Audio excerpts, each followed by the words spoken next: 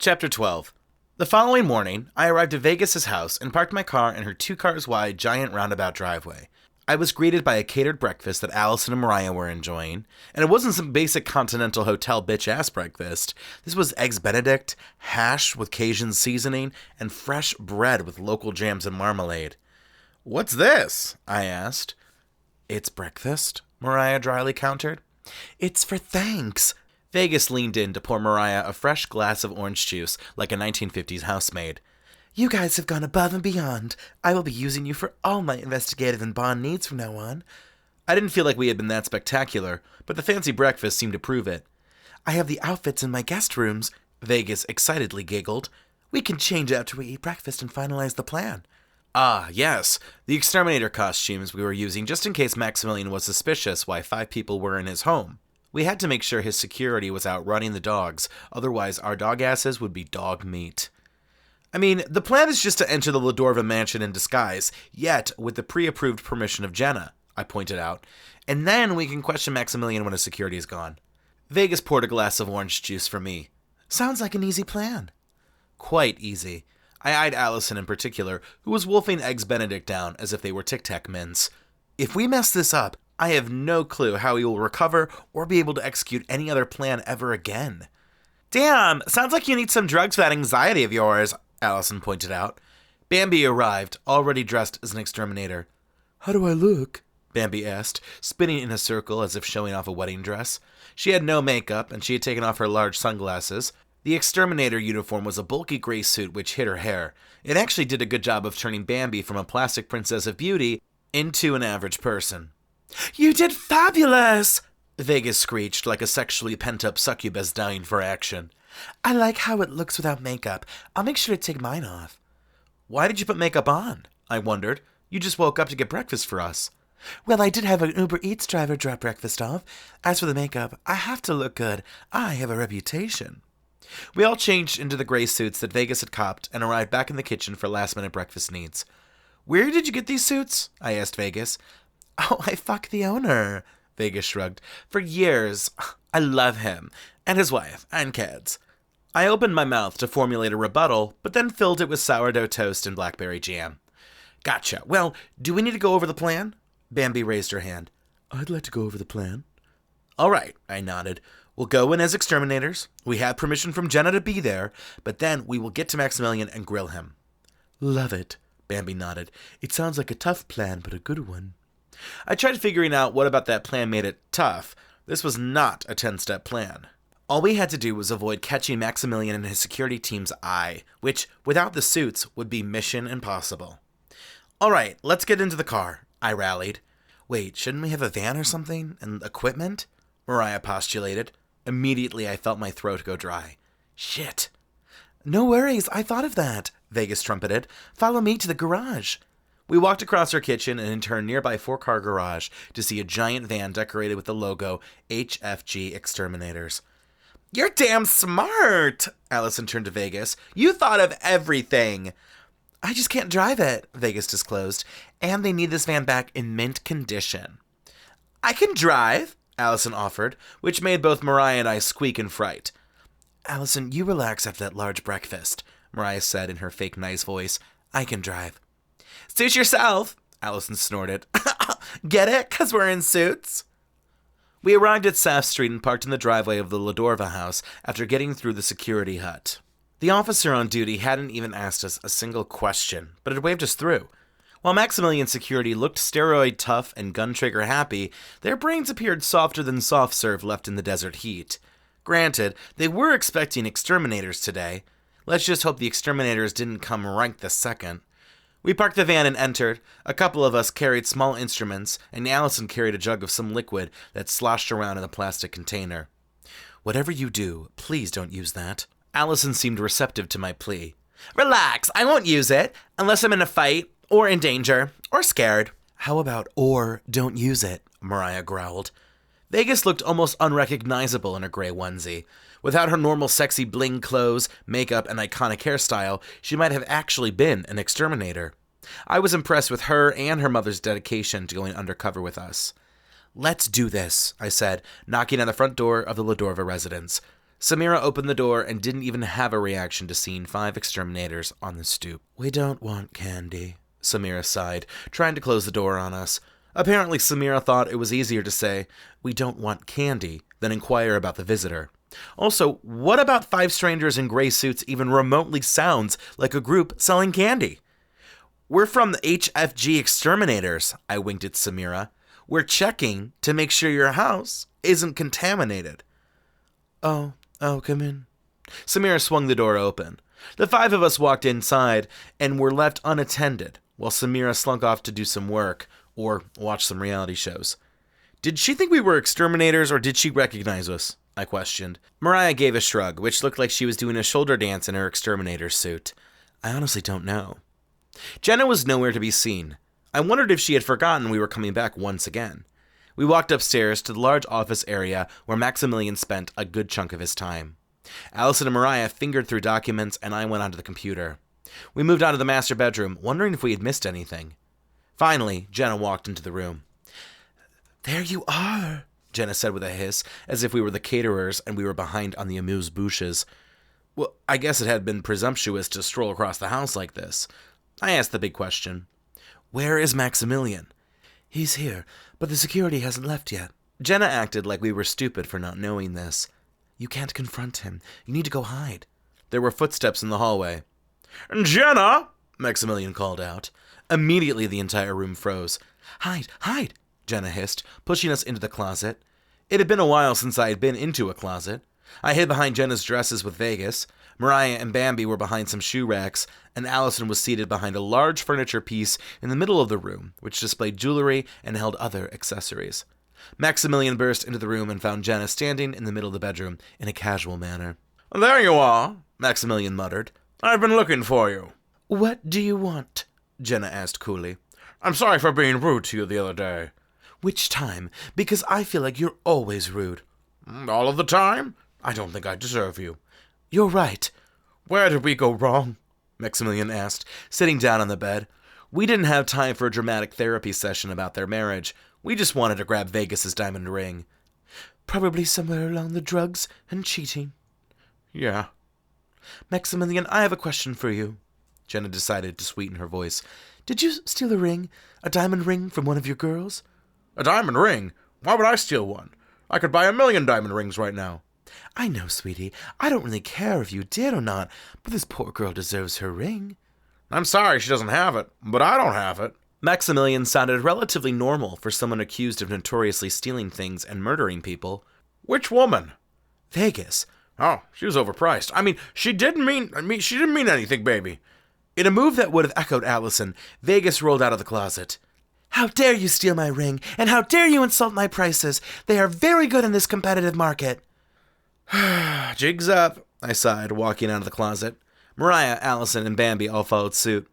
Jenna's eyes were wide, while Maxamillion looked shocked to pieces. "What are the exterminators doing here?" Maxamillion asked Jenna. "I thought we were having a private discussion. And Vegas, is that you?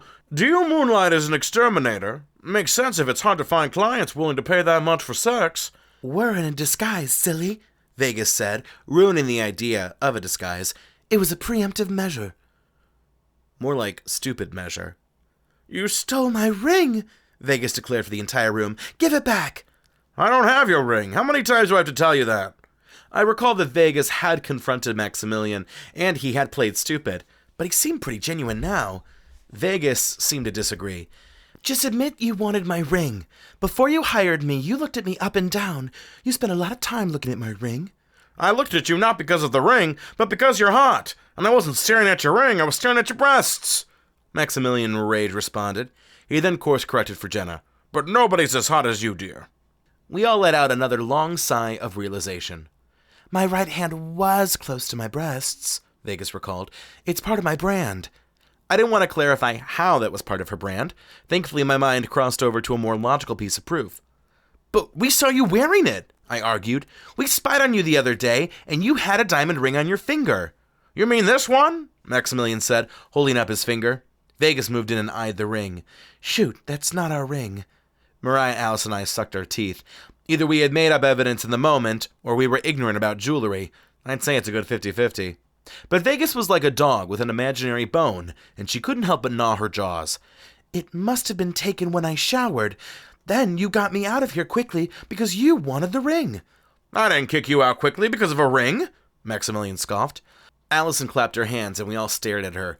"Oh, he kicked you out quickly because he knew Jenna was on her way home. That makes sense." "No, Jenna was home the entire time." Maxamillion flipped his head. "I wasn't using our bedroom. I was using our East Wing guest room and ensuite." "Oh," Mariah, Alison, and I all said with a tone of poverty. "So then maybe you kicked Vegas out because you were embarrassed?" Mariah suggested, struggling to find a reason for this behavior. Maxamillion looked annoyed, but yet felt as if he had to answer this question.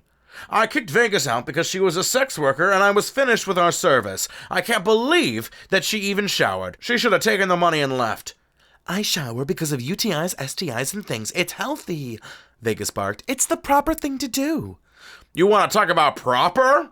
Maxamillion smirked, although there was a gleam of disbelief on his face. "You farted up my bed the whole time we had sex. That's why I rushed you out of here. It smelled like a septic tank fucked raccoon roadkill, and the raccoon gave birth to smelly, demonic, cross-species and inanimate object hybrid chimeras." I could feel the expensive breakfast swirl around in my stomach. Allison let loose a giant, "Oh my!" and Mariah was wide-eyed and open-mouthed. Bambi was silently furious, while Vegas immediately attacked Maxamillion. "I don't care about a couple farts. You should be worried about how quickly you finish. You're a 5-pump chump." "I know she's telling the truth." Jenna remained angry yet classy. Maxamillion was frustrated, but then returned to his main concern. "Can we talk about this ring? I didn't steal a ring." "If you're so innocent, let's see your body," Allison threatened, "including your 5-pump area." Maxamillion pulled out his pockets and showed his fingers. "We want to see all your safes," Mariah pressed. "Not to steal, let's make that clear, but to make sure you don't have the ring." "Absolutely, I want my name cleared." "Wait, we need to be careful. He's a murderer," I recalled to the group. "A murderer?" Maxamillion gay gasped, which was impressive for a straight man who definitely looked like he only tolerated gays. "Where on earth did you get that filthy idea?" "We have some tentative evidence that suggests you've been killing people." "Who? And why?" "The who is a couple of different folks." I technically didn't lie. "And as for why, I assume it has something to do with your money?" Maxamillion had been building up to the point where he was prepared to step on his soapbox. "Listen, I got my money from my rich parents who got it from their rich parents. And because I'm a sharp tack, I invested and spent this money to make even more money. I got in on hearing aids at a good time. I invested in Dr. Dre's headphones back in 2007 and made a good deal of cash, too. I didn't make my money with drugs or human trafficking. There's no need." "Oh," I muttered. "So you didn't kill anyone?" "No! The worst thing I've probably done is killed the competition and labor laws." Maxamillion let loose an evil laugh that chilled the room. "But seriously, there's been no murders or stealing of diamond rings?" Maxamillion asked. "Vegas, shall we check out my office? Hell, I'll give you the house blueprints so you know I'm not lying." "I'd love that. Come on, Mom." Maxamillion, Vegas, Bambi, and Jenna exited the room on search for Maxamillion's vindication. Mariah, Alison, and I did a quick huddle. "So Maxamillion swears he didn't steal the ring. Do we believe him?" "He seemed credible to me," Mariah muttered. "He did seem that," Alison gang piled on. "Then what about the names we got from Claudia and Haley?" Mariah added. "Is that a whole red herring?" "Well, if the names are bogus, why would they give them to us? To waste our time?" I questioned. "Unless the whole idea was to alienate us from Maxamillion, it would be pretty easy to get caught up in the emotion of the moment and just try and burn Maxamillion to the ground." "Certainly," Mariah nodded. "But then who actually stole the ring?" I thought for a moment, piecing together all the evidence we had. Vegas had no doubt been at his residence, and her ring had been stolen, and Maxamillion felt confident saying he didn't steal it. Perhaps this ring had been stolen during the shower, or something after the shower, before the shower, and maybe there was someone else involved in stealing the ring. Samira, hoping to lazily make some money, Benicio, who hadn't even said a single word to us, the security guards who seemed threatening but as smart as half a pig. "Wait, I have a question," I said. "Let's find them." It didn't take long to track Maxamillion, Vegas, and Bambi to Maxamillion's office. The three were parsing through the vault like they were searching a box of items at a rummage sale. I still don't trust you. You could have taken the ring off site, Vegas huffed. Maxamillion was exasperated. Vegas, please. I don't care enough about your diamond ring. Unless you wore the largest diamond I've ever seen, I doubt I would care enough. Jenna has a bunch of diamond rings herself. We could afford 1,000,000 diamond rings if we wanted them. I have a question, I asked Maxamillion. When you showered, did you shower together? Pervert, Alison cracked under her breath, which caused me to glare in her direction. Of course we shower together. I paid for Vegas. She wanted a shower, so I get shower sex. You didn't mention that before, I said to Vegas. Oh, sorry. The sex was so bad I must have blocked it out of my head, Vegas broadcast. I kept us on track. And how long was the shower? Maxamillion wasn't too long. He's a bit of a pre-ejaculate. Finish that sentence and I really will steal your diamond ring, Maxamillion berated. About 10 or 12 minutes, Vegas estimated. Maybe 15. Can you show me the bathroom? Of course, it's in the guest wing. Maxamillion led Vegas, Bambi, Mariah, Alison, and myself to the guest wing. We entered a spacious guest bedroom that was decorated with fur, marble, and gold. There was a giant bed, posts that looked perfect for tying someone up, and furniture that looked innocent until you studied it and began noticing that it could be used for sexual behavior. This is the guest room? I could feel the inflection in my voice. It looks like a light version of a sex dungeon. I designed this suite. Maxamillion looked as proud as a kid who had won a robotic science fair with his own invention. Isn't it the perfect place for some dirty sex? We walked into the bathroom, which was a wet room, tiled from floor to ceiling and attached with several floor drains. The toilet and sink were on the far side, away from the guest shower. A small shelf ran horizontally around the room, with plenty of products available to the user. Do you need Vegas and I to imitate what went on in this room? Maxamillion looked eager to create a simulation. Vegas was decently enthusiastic about the idea, as if it would solve the case. No, all good there. So, Vegas, did you leave your ring on the shelf? I pointed to the wet room's giant perimeter shelf. No, I left my diamond ring and clothes out on top of the wardrobe. Vegas pointed outside of the room to a large 4-foot wardrobe with a sleek top that acted as a great place to place objects. Did you close the bathroom door? Of course, this whole room is a wet room. Maxamillion looked as if we were fools for trying to assume that they would allow water to escape the shower space. And that's when it hit me. I might be a decent investigator after all. Vegas, you did lose your ring when you were here, I confirmed, but it wasn't Maxamillion who stole it. The whole wet room eyed me with intrigue, even the fancy bars of soap which looked imported from the mountains of Italy. Even Maxamillion looked invested in the drama. What? Vegas's fake eyelashes fluttered like a butterfly attempting to fly off. What do you mean? Did you lock this guest suite? I asked Maxamillion. Of course. And who has access to this room besides you? Security.